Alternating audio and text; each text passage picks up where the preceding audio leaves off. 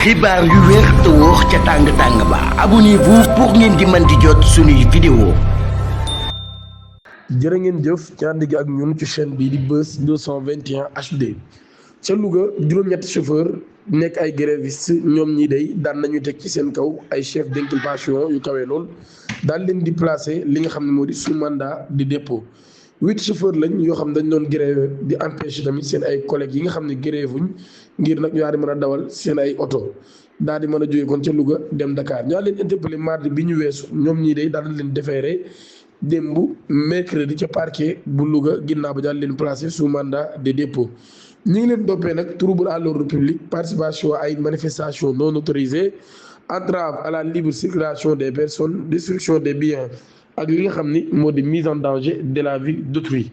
muy nag kon ay chef d'accusation yu bari yoo xam ni moom lañ teg ci seen kaw ngir fàttali nag boobee leen mbir xam ne ñoo di grévistes yi daan nañ leen di interpeller ci li nga xam ne moo di sotti bu daara bi mise en cause ci boobu nag daal doon nañ kayaase le pare-brise d'un véhicule war gaynde maanaam kon di toj pare-brise oto boo xam ne war gaynde la muy particulier yi nga xam ni ñooy daw ay Dakar Touba ak yu ni mel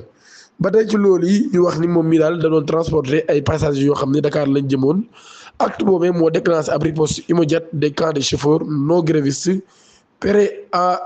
en découdre avec les manifestants, alerte les gendarmes de la brigade de Dara ñoo daal di nag ñëw immédiatement sur les lieux ngir daal di arrêté ñi nga xam ni ñoom ñoo doon def lu nu mel. Loganda daal di nay changé avis daal di apporter soutien am ci candidature Macky Sall au poste de secrétariat général de l'ONU ab correspondance daal di def état de nouvelle position de la mission permanente de l'Ouganda auprès des Nations Unies annonce désormais son soutien à la candidature de Macky Sall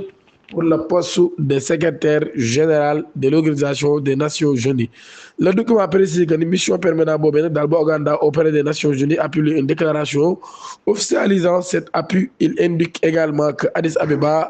les représentants ougandais ont exprimé des réserves sur la manière dont la procédure a été conduite tout en affirmant leur soutien à la candidature de Macky Sall. Prise de position boobee nag daal di wane ab changement ci faveur gi nga xam ne moo di Macky Sall ginnaaw bi nga xam ne waxoon nañ ne am na ay réew africain yoo xam ne jàppale wuñ ko kon daal lañ jàpp moo Ouganda bokkoon ci réew yooyu moom kon daan nay wane ak jàppaleem te gi nga xam ne moo nekkoon njiitu réew bu Sénégal di Macky Sall abonné leen activé cloche notification bi ngeen aimé vidéo bi jërë ngeen